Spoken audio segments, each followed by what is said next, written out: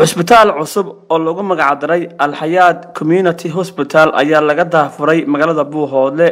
cusbitaalkan oo qalab la keenay casriga ayaa munaasabadii lagu daafuray waxaa ka qayb galay cuqaasha gobolka Cayn, ganacsato, bahda caafimaadka, waxgarad iyo mas'uuliyiin aad u fara badan. Dr.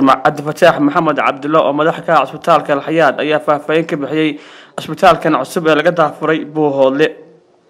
waxaa halkan ka hadlay qaar ka mid ah xubnaha golaha cuqaasha Buuhoodle, mas'uuliyiin ku hadlayay bahda caafimaadka gobolka Cayn iyo waxgarad kale waxayna soo dhaweeyeen cusbitaalkan loogu magac daray Al-Hayat Community Hospital ee laga daafuray Buuhoodle. shan aynu isugu nimi ama xafladan hadafkeedu wuxuu yahay ballaarin iyo weyneyn lagu sameeyay cusbitaalkii. waad ogtihiin hadda ka hor magacayagu wuxuu ahaa Al-Hayat Community Health Center. barnaamijkaas horumar baan ka sameynay oo tallaabo ayaa hore looga qaaday. caawana waxaynu maraynaa Al-Hayat Community Hospital oo micnaheedu yahay cusbitaalka Al-Hayat ee bulshada. cusbitaalkan waxaa iska leh bulshada reer Buuhoodle, wuxuu u adeegaa bulshada reer Buuhoodle iyo deegaanada hoos yimaada. waxaa ku diyaara bukaan jiifkii oo ay dadku jiifsan karaan, shaybaarkii, kombiyuutarkii, farmasigii, dhakhaatiirtii oo kala duwan oo ay inoo joogaan tiim caafimaad oo inooga yimi magaala madaxda dalka Soomaaliya ee Muqdisho oo uu hogaaminayo doctorkii weynaaye neerfaha ee reer Muqdisho Dr. Cabdiraxmaan Nadaara. waxaa kaloo inoo jooga Dr. Maryam Shalamiin kana hawlgasha cusbitaal ku yaala dalka Kenya. insha Allah taala waxaan rajayn doonaa in adeegyo badan oo hadda aan deegaanka ka jirin oo cusbitaalku soo kordhin doono. insha Allah waxaan rajayn doonaa bulshada deegaanka iyo dalkaba inuu ka haqabtiri doono baahiyo caafimaad oo si buuxda uga jira.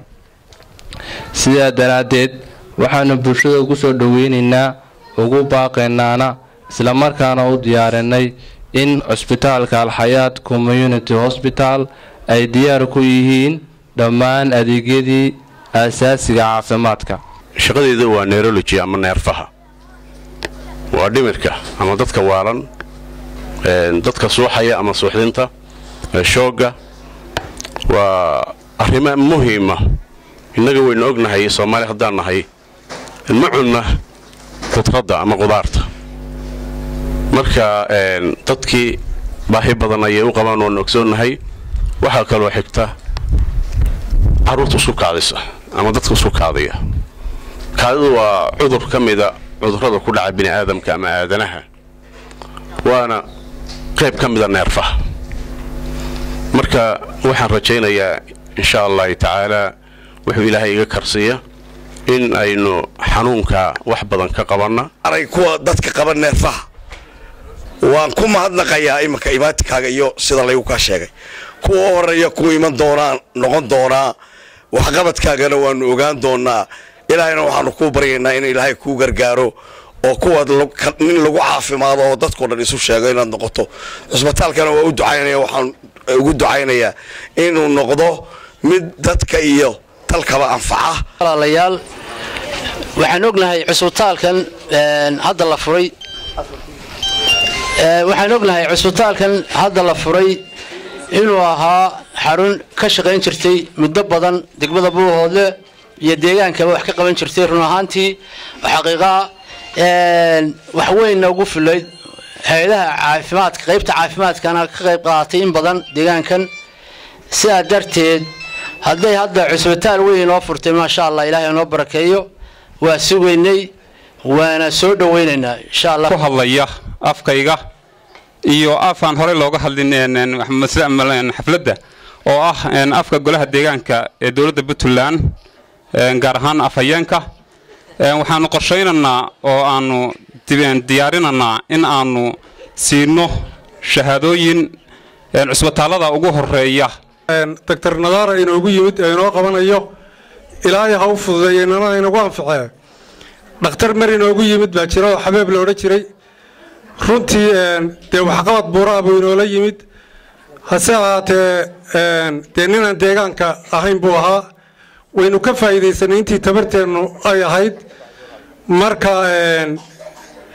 dhakhtar waliba inta uu kula joogo ama inta uu howlgalaya haddii aadan ka faa'iidaysan dee meel ka durugsan ama meel ka fogun baad u aadi doontaa haddaba magaca caafimaadka nahay oo isku duubannahay maxaan ku hayaa isbitaalkana waa soo dhaweynaynaa waan la shaqeynaynaa insha allahu tacaala saas ogaada reer Boolow la keeno oo laga keeno miyi ama tuulo laga keeno inaad guri la raadiso albaarkana qof bukaad lama jiifin karo marka intii ay bilowdeen in isbitaal la jiifsan karo sariirihiisii leh wax badan baa lagu liibaanay marka insha Allah caawana tani de faa'iido noqonaysa socdaal badan oo dadku ay u bixi jireen bari iyo galbeed isaguna meesha inuu ka baxayo ayaan insha Allah rajaynaynaa oo ay socodkii iyo qarashkii iyo hoteelo la degayay iyo gawaari iyo gaadiid iyo aynu ku dhibaataysnayn caafimaadkeena daraadi in maanta gurigiisii uu helo qofka guriga inta laga soo qaado isbitaalka la jiifiyo